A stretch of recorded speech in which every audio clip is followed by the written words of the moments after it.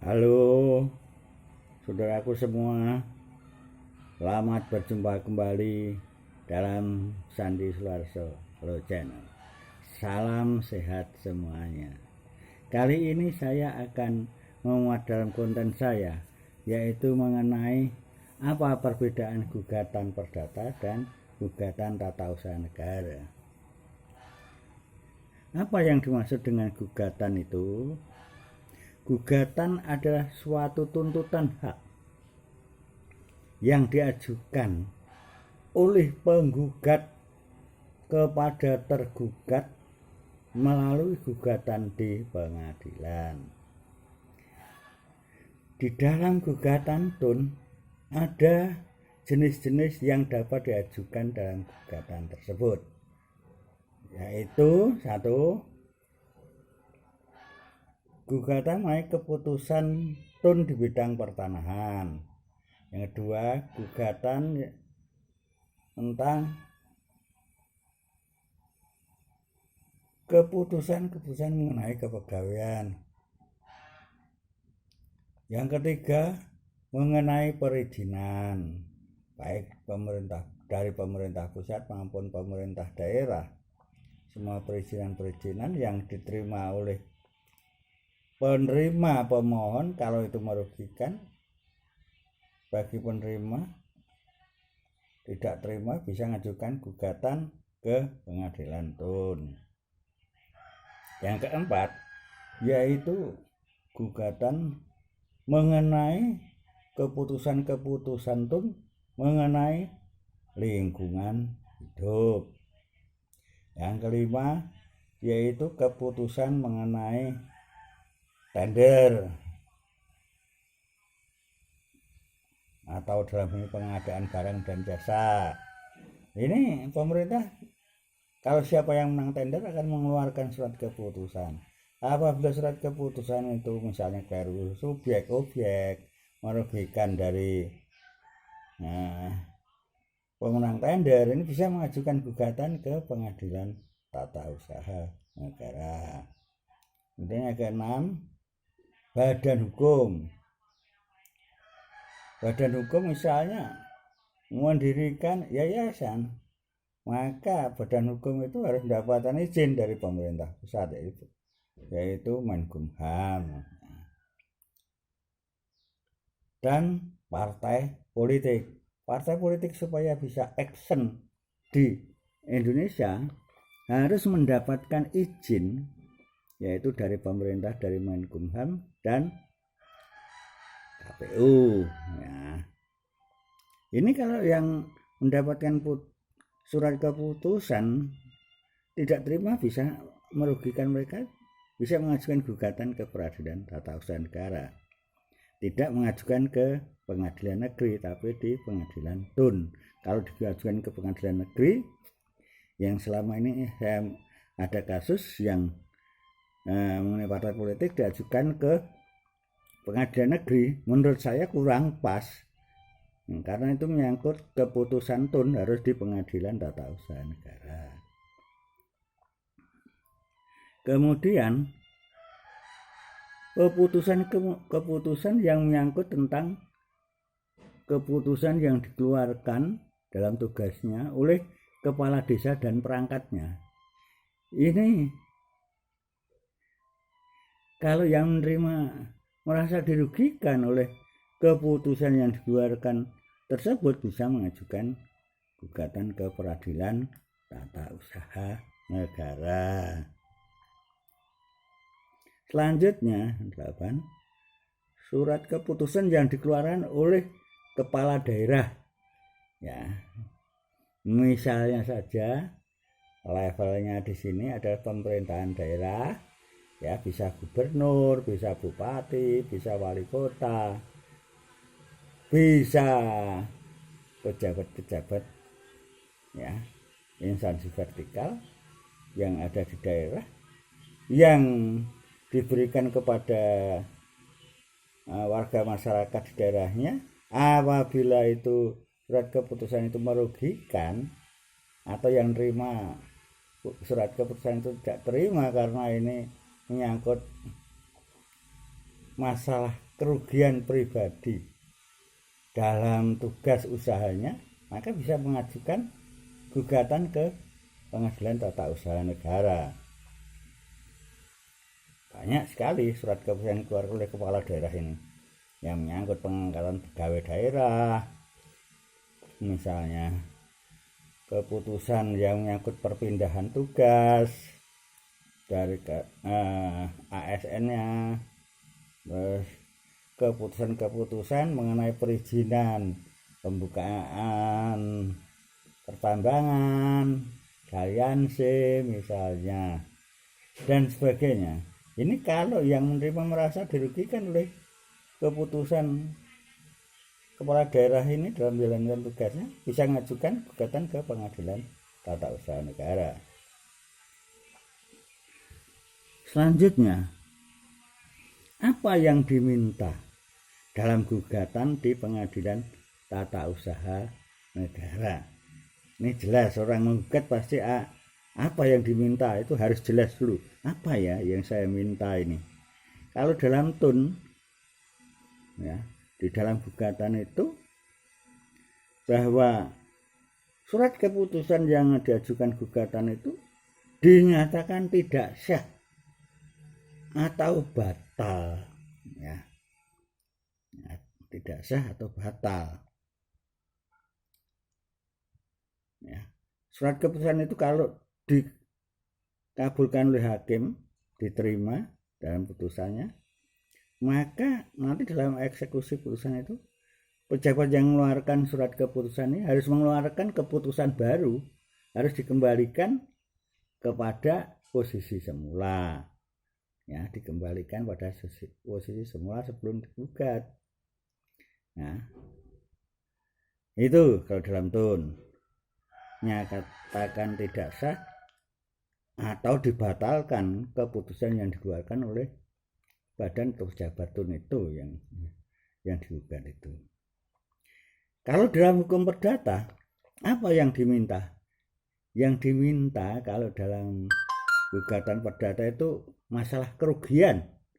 Ya, kerugian itu bisa ada dua macam menurut saya, gugatan material dan immaterial, ya, yang dirasakan atau yang diderita oleh penggugat kepada tergugat. Biasanya ada wan prestasi atau ingkar janji dari tergugat kepada penggugat. Dan ini yang bisa menimbulkan masalah dan gugatan, wan prestasi atau mengingkari janji. Ya, mengingkari janji biasanya tertulis, karena ada bukti surat, ada saksi, ya. Kalau itu janji lisan, waduh, ini lemah ini dalam gugatan secara perdata. Ini jadi harus tertulis, ya.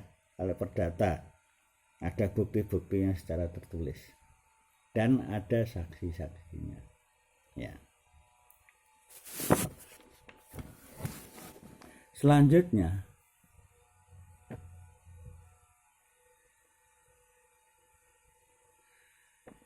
yang dikeluarkan oleh badan atau pejabat tun di tingkat pusat atau tingkat daerah itu,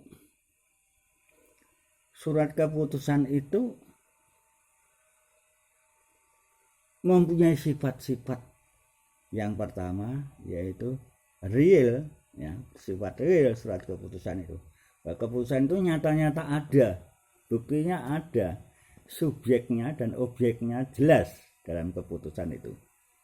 Yang kedua, individual, artinya keputusan yang dikeluarkan oleh badan atau pejabat tun itu mandiri, individual, tidak diberikan oleh kelompok. Jadi sifatnya individual kepada subjek yang jelas.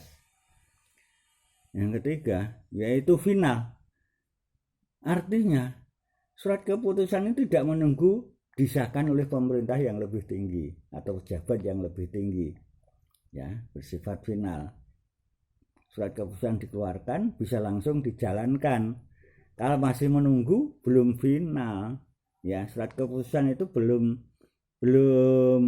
selesai, masih menunggu pengesahan. Ini digugat nanti prematur namanya, tergesa-gesa, belum saatnya digugat nanti bisa tidak diterima gugatan itu ya, karena surat keputusan itu belum final ya. Itu dalam tun, harus hati-hati ya. Selanjutnya, dasar hukum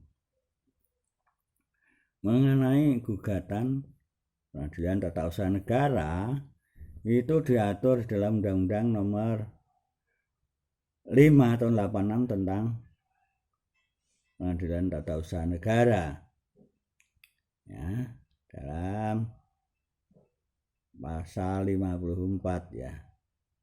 Kalau Undang-Undang PTUN ini yang berlaku udah diperbarui 2 kali. Yang kedua, yang pertama yaitu Undang-Undang Nomor 9 tahun 2004. Ini perubahan pertama. Perubahan kedua, Undang-Undang Nomor 51 tahun 2009. Ini perubahan kedua. Dalam pasal 1 angka 11, pemohon mengajukan gugatan berisi tuntutan terhadap badan atau pejabat tun ya, yang diajukan di pengadilan tata usaha negara ya, untuk mendapatkan putusan ya. Jadi pengadilan itu mengeluarkan, hakim itu kalau sudah disidangkan ya, dalam proses persidangan di pengadilan, kemudian sudah selesai dalam prosesnya, dalam acaranya, terakhir hakim memutuskan, bukan keputusan tun dikeluarkan oleh hakim, tapi putusan hakim nomor sekian-sekian bahwa penggugat ini misalnya dikabulkan permohonannya misalnya. Kemudian apabila putusan hakim itu sudah inkrah, bisa dilaksanakan, maka pejabat yang mengeluarkan keputusan itu harus menerbitkan keputusan baru, yaitu harus kembalikan pada posisi semula.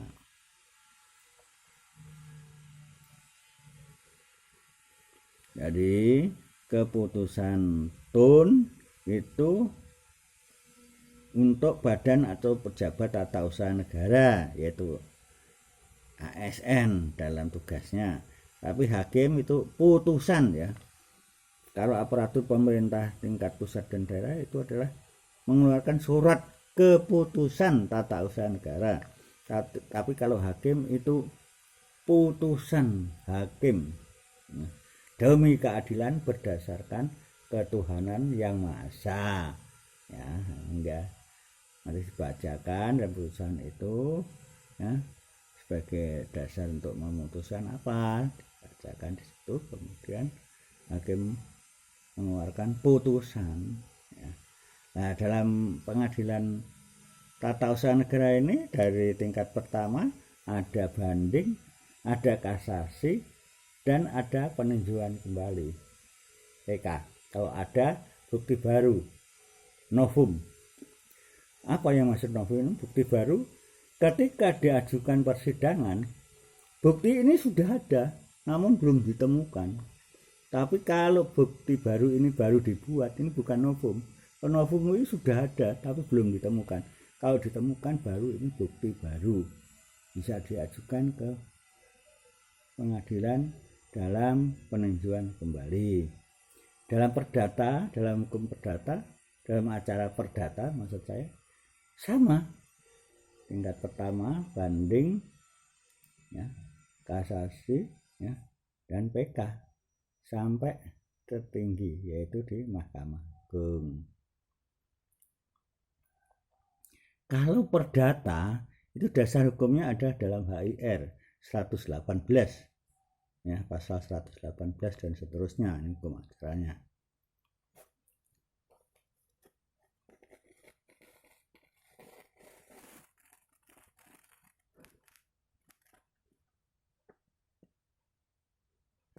Demikian saudara-saudaraku semua, sekilas apa perbedaan gugatan perdata dan tata usaha negara, ya.